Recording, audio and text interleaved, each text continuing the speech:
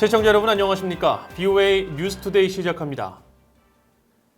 북한이 국제사회 대북 제재에 이어 신종 코로나 바이러스 사태까지 겹치면서 이중고 경제난에 시달리고 있는 것으로 추정되고 있는데 최근 공개된 북한의 수출 품목들을 보면 중소기업 수준의 제품과 물량으로 수출품 생산 시스템이 무너진 게 아니냐는 우려가 나오고 있습니다. 몇 년 전까지만 해도 20억 달러가 넘는 수출 규모를 기록했었는데 지금 같은 상황이 길어지면 북한의 경제는 회복하기 어려울 것이라는 전망이 나옵니다. 첫 소식 함지하 기자가 보도합니다. 북한이 올해 상반기 최대 무역국인 중국으로 수출한 품목은 97개로 100개가 채 되지 않는 것으로 중국 해관총서 자료를 통해 파악됐습니다. 이마저도 수출액이 $10,000에 못 미치는 제품들을 제외하면 제대로 된 수출로 볼 수 있는 품목은 46개에 불과합니다. 전체 수출액도 보통의 다른 나라와 비교하면 초라한 수준입니다. 북한의 올해 상반기 수출 물품의 총액은 2,736만 달러 규모로 일반적인 나라의 건실한 중소기업에나 어울릴 법한 액수입니다. 물론 이 같은 수치는 비공식 무역과 대북 제재 위반 행위를 통한 밀수출을 합산하지 않은 것입니다. 하지만 최소한 공식적인 경제 지표로만 본다면 전체 주민 2천만 명이 넘게 사는 나라가 6개월간 벌어들인 외화가 2천만 달러대에 그친다는 건 그만큼 북한 경제의 불안정한 단면이란 지적입니다. 북한은 최근 제재 대상이 아닌 품목의 수출을 늘리는 등 경제난 탈피 시도를 하고 있는 것으로 관측됩니다. 실제로 올해 상반기 북한이 중국에 수출한 품목 중 상위권인 손목시계와 인체 해부 전시 모형, 인조 속눈썹 등은 몇 년 전까지 볼 수 없던 것들입니다. 하지만 과거 수십억 달러 규모로 수출했던 석탄과 섬유 제품 등의 자리를 채우기에는 역부족입니다. 예를 들어 올해 상반기 124만 달러를 중국에 수출한 인체 해부 전시 모형의 경우 전체 수출품 중 7위의 규모였지만 2017년 상반기 7위에 올랐었던 남성 의류 대중 수출액은 지금보다 약 140배가 많은 1억 7,800만 달러나 됐습니다. 전문가들은 지금과 같은 상황이 이어진다면 북한의 경제는 감당하기 어려운 상황에 이를 수 있다고 경고했습니다. They've tried to earn a little bit of money by doing similar processing on commission, but for small value items, but nothing that could earn anything like the volume of income that they had with the textile industry. So, they're scratching wherever they can to find ways to earn foreign exchange, even if it's modest. 북한 경제 전문가인 윌리엄 브라운 미국 조지타운대 교수는 북한의 국가 산업과 개인 산업을 구분해서 봐야 한다며 현재 어려움에 직면한 건 규모가 큰 국가 산업이라고 지적했습니다. 그러면서 국가 산업에 종사하던 노동자들이 대거 실직 상태에 놓이는 등 부차적으로 따르는 문제가 많을 것이라고 분석했습니다. 브라운 교수는 그러면서 이런 상황이 지속된다면 북한 노동자들의 불만이 높아질 것이라면서 가정이긴 하지만 어느 시점엔 국가에 저항하는 상황도 오지 않겠느냐고 반문했습니다. BOA 뉴스 함지하입니다. 워싱턴의 민간단체인 제임스 마틴 비확산 연구센터는 국제사회의 노력에도 불구하고 북한 당국이 여전히 선박 국적 변경 등의 해상 불법 행위를 이어가고 있다고 밝혔습니다. 제임스 마틴 비확산 연구센터는 군축 비확산 관련 홈페이지에 지난 11일 이 같은 내용을 올리고 구체적으로 3가지 관련 사례를 제시하면서 북한 선박이 캄보디아나 피지 선박으로 국적을 임의로 변경해 수역을 불법 운행하고 있다고 지적했습니다. 특히 북한 선박들은 자동 식별 장치 AIS를 조작해 선박 정보를 담고 있는 해상이동 업무 식별부호를 변경하는 불법 행위를 저질렀다고 설명했습니다. 제임스 마틴 비확산 연구센터는 이어 북한 선박이 선박의 국적을 나타내는 해상이동 업무 식별부호 첫 3자리를 조작해온 구체적 사례를 적시하면서 이런 조작은 북한 선박들의 불법 거래를 은닉할 수 있게 한다고 지적했습니다. 북한이 최근 집중호우로 인해 큰 피해를 입은 상황에서 김정은 위원장이 수해 복구와 관련한 외부 지원을 받지 말라고 한 데 대해 미국 내 구호단체들은 우려를 표했습니다. 신종 코로나 바이러스 방역 상황은 이해하지만 여러 악재 상황에서 외부의 도움이 없다면 주민들의 고통만 장기화한다는 것인데 이런 가운데 이번 홍수 피해로 북한 내 사망자 수가 130명을 넘었다는 소식이 전해졌습니다. 안소영 기자가 취재했습니다.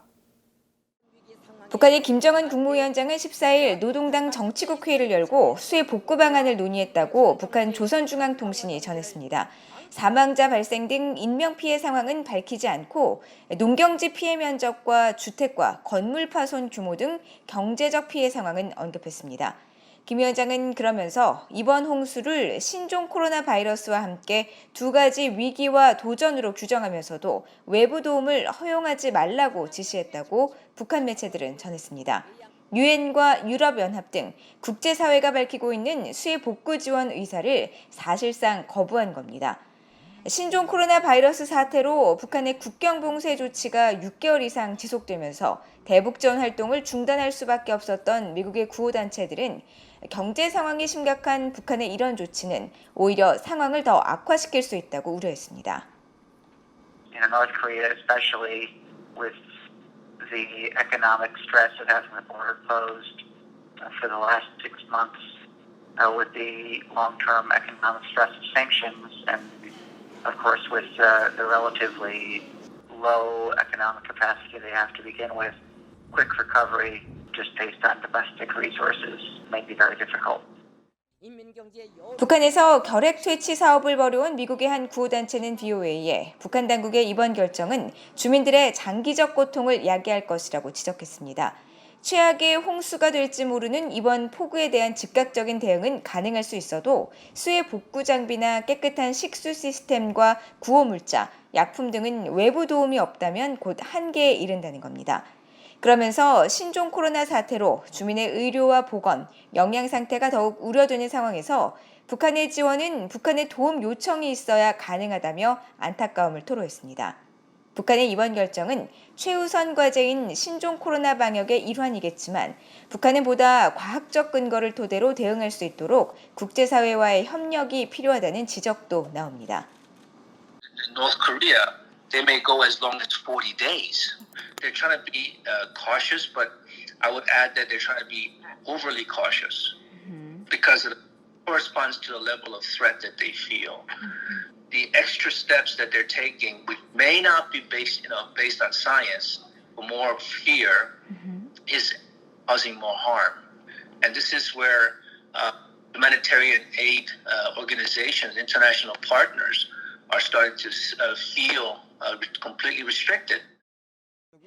이런 가운데 스위스 제네바에 본부를 둔 비정부기구 ACAPS는 13일 북한의 집중호우가 이어진 지난 1일부터 6일까지 북한 주민 135명이 숨지고 11,000가구가 파손됐다고 전했습니다. 국제적십자사연맹 IFRC가 북한 당국의 보고를 받아 밝힌 22명보다 훨씬 많다는 분석입니다. 북한 내 집중호우로 인한 정확한 피해 규모는 아직 집계되지 않고 있습니다. 북한 주민들을 돕기 위해 북한 당국은 명확한 피해 규모를 알려야 한다고 국제 구호단체들은 지적했습니다. BOA 뉴스 안소영입니다. 유엔 인권이사회 산하 강제실종 실무그룹은 2차 세계대전 중 사할린으로 강제징용됐다가 생사가 확인되지 않은 한인 10명에 대한 유해 발굴과 신원 확인 등을 러시아에 요청했다고 밝혔습니다. 강제실종 실무그룹은 지난 5월에 개최한 심의에서 이같이 결정하고 지난 6월 17일 러시아에 이들 10명의 유해를 찾아 가족에게 송환하기 위한 수색 작업을 진행해 줄 것을 요청하는 서한을 발송한 사실을 최근 가족단체에 통보했습니다. 앞서 사할린 강제동원 억류 피해자 한국잔류유족회는 지난해 9월 2차 세계대전 당시 일본에 의해 사할린으로 강제 동원됐다가 귀국하지 못하고 실종된 25명에 대한 진정서를 유엔 강제실종 실무그룹에 제출했었습니다. 유족회는 이들 25명이 강제 실종 상태임을 확인하고 러시아와 한국, 일본 등 관련국에 생사 확인과 신원, 유해 발굴 등의 노력을 촉구할 것을 요청했으며 연합뉴스 등 한국 언론들은 최근 러시아 주재 한국 외교관들을 인용해 사할린주 지방정부가 유엔의 요청에 따라 과거 강제 동원된 한국인 수만 명 가운데 실종자 확인 작업에 나섰다고 보도한 바 있습니다. 북한의 핵을 용납하지 않겠다는 의지와 한미동맹을 중심으로 한 평화통일의 원칙은 절대 흔들려서는 안 된다고 반기문 전 유엔 사무총장이 지적했습니다. 반 전 총장은 한국 광복절 75주년을 기념해 14일 발표한 성명을 통해 북한의 핵이 한반도의 평화통일로 나아가는 길을 가로막고 있다면서 북핵 불용과 한미 동맹을 중심으로 한 국제 공조와 평화 통일이라는 목표는 정권이 교체되고 정책 담당자가 바뀌어도 절대 흔들려서는 안 된다고 강조했습니다. 또 최근 100세를 일기로 타계한 6.25 한국전쟁 영웅 고 백선엽 장군에 대해서는 구국의 영웅 백 장군을 떠나보내면서 한국 정부가 보여준 태도는 보훈의 가치를 크게 폄훼시켰다는 아쉬움이 있다고 지적했습니다. 반 전 총장은 앞서 지난달 한국 국회에서 열린 글로벌 외교안보 포럼 기조연설을 통해 북한의 개성 남북 공동연락사무소 폭파 등을 비판하면서 남북 관계는 상호 존중과 호혜의 원칙 아래 이루어져야 한다고 지적하고 북한에 끌려다니기보다 원칙을 갖고 흔들림 없는 협상 태도를 지켜나가야 한다고 밝힌 바 있습니다. 이상으로 VOA 뉴스투데이를 마칩니다. 시청해주신 여러분 고맙습니다.